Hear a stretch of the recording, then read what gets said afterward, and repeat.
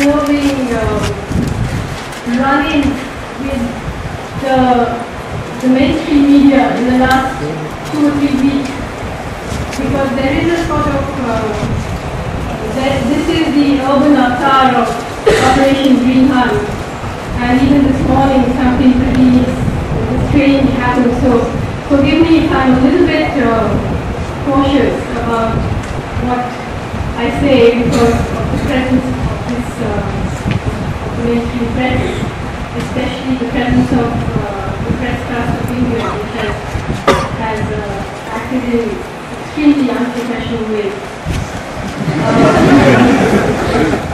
As a writer, and particularly as a fiction writer, you work so hard, all your life is spent trying to evolve a language that is yours, that is individual.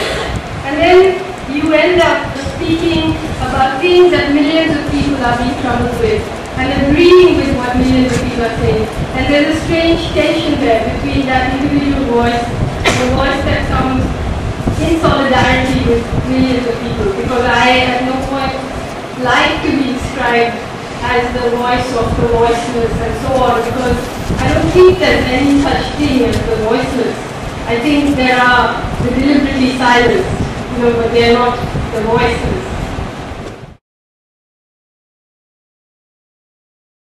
Absolutely shocking thing that in India there is this dead silence about Kashmir.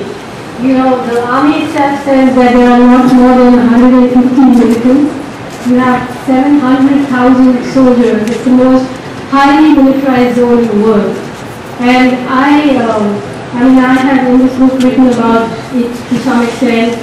For example, how they diffused that Amarnath Yatra uprising, which was quite similar to this, with the elections, the games that were played there, the great experts on election analysis coming to do election analysis of Kashmir on TV, not caring to mention what does it mean to hold an election in a place occupied by an army to such a great extent.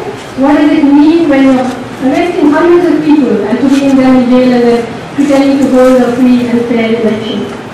And of course, once again, the fact that, whether it's in Kashmir today, in stone pelting, or whether you see Orissa, this whole talk about violence and non-violence, it doesn't matter to the Indian state whether a resistance is violent or not. It will still react with violence. It will still react with repression. It will still not step back, So, I offer no apology on behalf of either the Indian media or on behalf of Indian intellectuals for their silence on Kashmir and on the Northeast.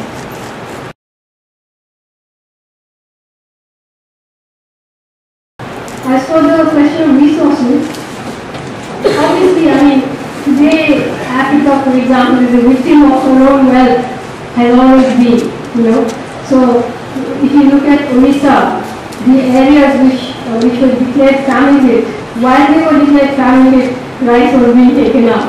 It's always the case that, in situations, during the Irish famine, there were ships of potatoes leaving Ireland, So, famines are often constructed.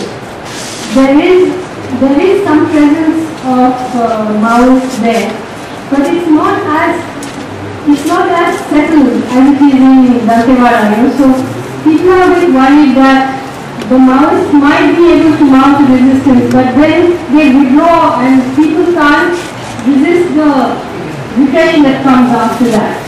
So there's a lot of debate going on there about what to do and how to do it and so on.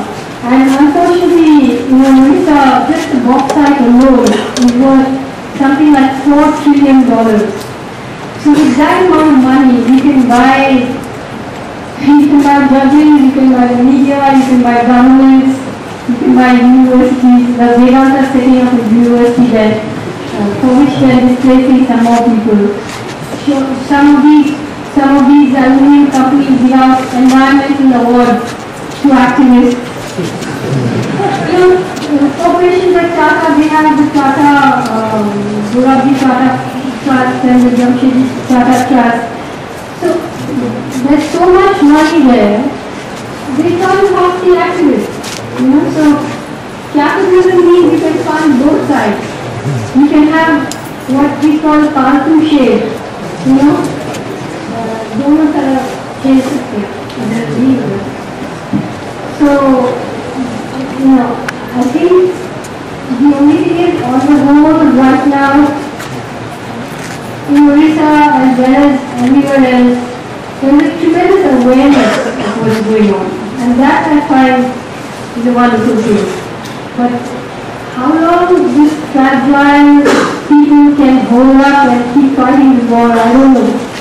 But I think that even Indian business and even Indian middle class people should realize that it is in their own self-interest. It's not that they have to be missionaries and think about the soul. It's in their own self-interest to understand that this is a terribly destructive path that we are on. Ma'am, could you lead to Janapati or not? Yeah, I mean, see, if the government continues to assassinate leaders of the Maoist party, and if it continues to call everybody who's not a Maoist and put them in prison, if it continues to try and silence people who are actually concerned and putting out arguments, then what will happen is, I think that the retreat of politics and an advance of liberalism, at least now there is sort of discipline, there is a kind of political argument that's being put forward. But if that goes, and if we continue to flood the forest areas with policemen with these really fancy weapons, those weapons will end up in the hands of the people who are being oppressed. And if you remove the political leadership, obviously it's going to become a totally crazy, mutant, militarized society, Just like 1/3 of the American weapons are in the Taliban. And you keep on pushing people, and you keep on pushing these weapons into the forest. They are going to end up in the hands of people, and if you destroy their leadership, then it's going to fragment into a kind of criminal situation. And it's going to be terrible for everybody. Wherever the trains run, wherever anything happens, nothing will happen. It will become, it's a suicidal move even for the middle class to support Operation Green Hunt.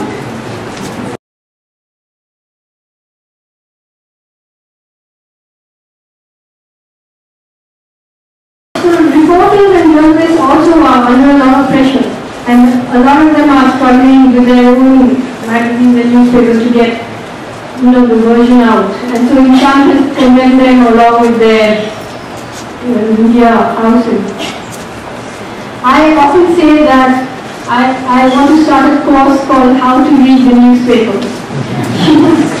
Because under the RTI, we should demand that all media houses have to clarify their finances.